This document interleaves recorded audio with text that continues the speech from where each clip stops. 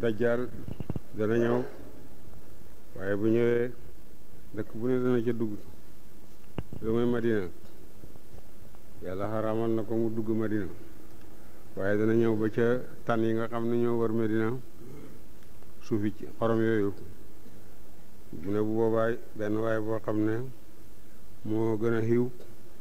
wala ci ñi gën a xiw ci ñooñ jamonoom la bokk mooy génn Medina ñëw gàttandu ko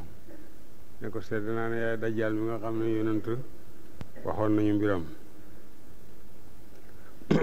mu ne nit ñi waaw su ma reyee kii dekkal ko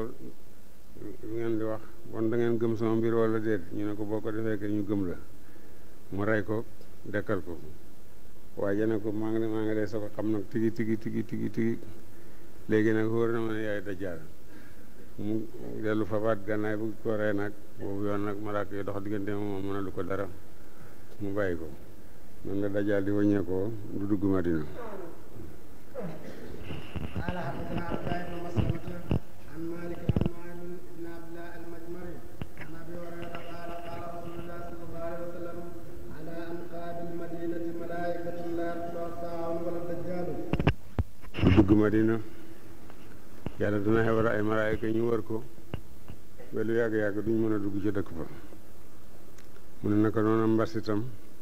incha allah du dugg Madina.